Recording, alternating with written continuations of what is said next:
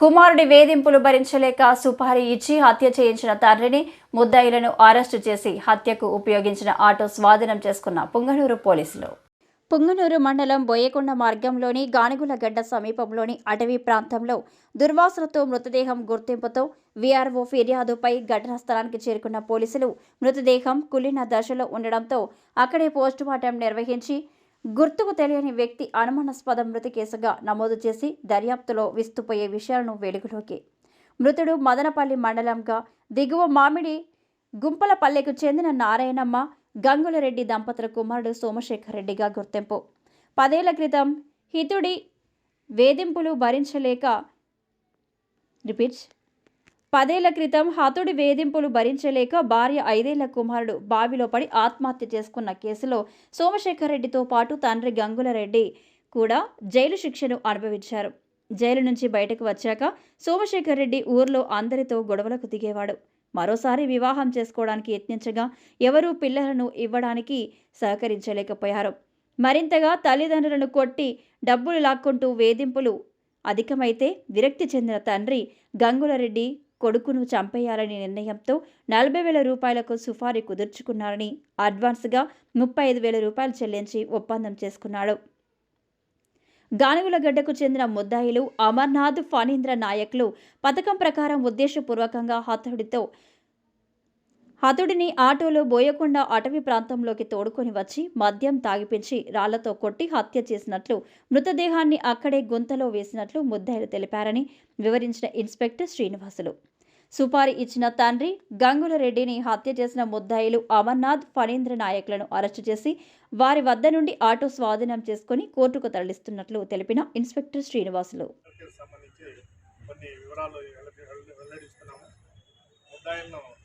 ఒకరిని అదుపులోకి తీసుకోవడం జరిగింది, ఇంకొకరిని తీసుకోవాల్సింది. అయితే మాకు కేసు పురాపురాలు ఏమంటే 2024 డిసెంబర్ 20వ తేదీన చంద్రమాకులపల్లికి చెందిన విఆర్ఓ గారు మాకు ఫోన్ చేసి చెప్పి ఇట్లా గుర్తు తెలియని శవం ఒకటి బోయలగడ్డ అటవీ ప్రాంతంలో బాగా కుళ్ళిన స్థితిలో ఉందని చెప్పి తెలపడం జరిగింది.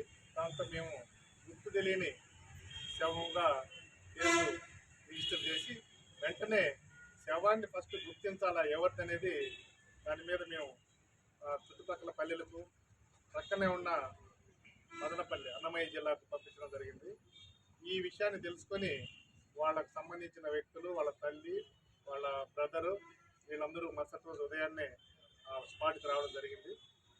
స్పాట్కి వచ్చిన తర్వాత కొన్ని ఆనవాళ్ళు అతనికి సంబంధించినట్టు చూసి వాళ్ళు కన్ఫామ్గా ఇది మా కొడుకు సోమశేఖర్ రెడ్డికి సంబంధించిన శవమేనని చెప్పని గుర్తించడం జరిగింది. అంతటా అతని యాటిట్యూడ్ గురించి తెలుసుకుంటే అతను 10 సంవత్సరాల క్రితం మ్యారేజ్ చేసుకోండి తన తాగుడుబోతుకు లోనై ఆ మగపిల్లవాడు ఆమె అతని భార్య ఇద్దరు వాళ్ళ సొంత బావిలోకి దూకి ఆత్మహత్య చేసుకోవడం జరిగింది.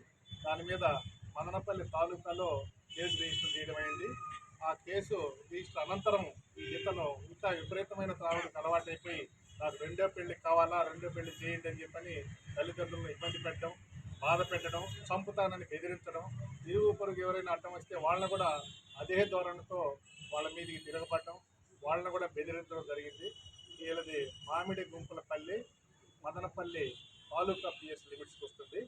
దీంతో విసిగి వేసారిపోయిన తన తండ్రి గంగులపు రెడ్డి కొంతమందిని అతనికి తెలిసిన వ్యక్తులను మాట్లాడటం, వాళ్ళ ద్వారా ఇతన్ని వైదొలిగించుకోవడం జరిగింది.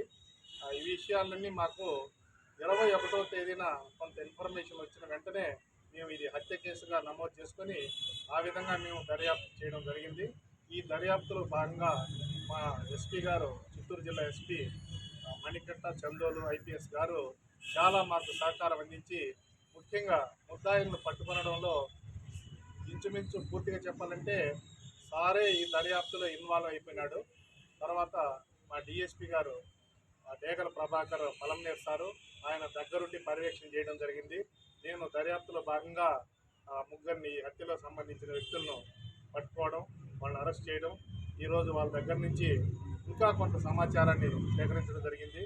బోయలగడ్డ అటవీ ప్రాంతంలో ఈ గంగమ్మ దేవస్థానానికి వెళ్ళే ఆ, కర్ణాటక చెందిన వాసులు కూడా ఎక్కువ మంది ఆ దారిలో కూర్చోవడం, భోజనం చేయడం, తర్వాత ఈ ఆ, మద్యం తెచ్చుకొని సేవించడం జరుగుతున్నది. ఇప్పటి నుంచి ఆ ఏరియాలో మేము ఎక్కువగా పోలీసింగ్ తిప్పడం అనేది మొదలు పెడతాము. ఇది 3 పోలీస్ స్టేషన్ల పరిధిలోకి వస్తుంది. దగ్గర నిమ్మలపల్లి, తర్వాత మదనపల్లి తాలూకా, తర్వాత చౌడేపల్లి, తర్వాత పొంగనూరుకి 20 కిలోమీటర్లు చాలా దూరము. మదనపల్లి తాలూకాకు, నిమ్మలపల్లికు, చౌడేపల్లికు కొంచెం దగ్గర 2-3 కిలోమీటర్లు, మ్యాక్సిమం 4 కిలోమీటర్ల దూరంలో బోయకొండ గంగమ్మ అటవీ ప్రాంతము. ఈ అటవీ ప్రాంతంలో ఉండే ఫారెస్ట్ అధికారులకు కూడా మేము చెప్తున్నాము. అక్కడ ఏదైనా ఒక విజిలెన్స్ అడవి జంతువులకు పెట్టే కెమెరాలు లాంటివి గుర్తు తెలియని వ్యక్తులు అట్లా ప్రవేశించినప్పుడు ఆ కెమెరాలు కూడా ఏర్పాటు చేయడం జరుగుతుంది. అది అటవీ ప్రాంతం కాబట్టి సోలార్ సిస్టంతో వచ్చే కెమెరాలు, కొన్ని సీక్రెట్ కెమెరాలు కూడా అరేంజ్ చేయాలని చెప్పని ఫారెస్ట్ అధికారులకు రిక్వెస్ట్ చేయడం అయింది.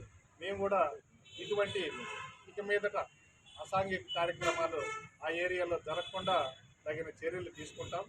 ఇది ప్రజలందరూ మాకు చాలా సహకారం అందించి ఆ ఏరియాలో ఇంక్వెస్ట్ కండక్ట్ చేసేటప్పుడు కానీ, తర్వాత స్థానికంగా ఉండే ముద్దాయిలను పట్టుకోవడంలో కానీ మంచి సహకారం అందించినారు. వాళ్ళకందరికీ మా చిత్తూరు జిల్లా పోలీస్ తరఫున మేము వాళ్ళకు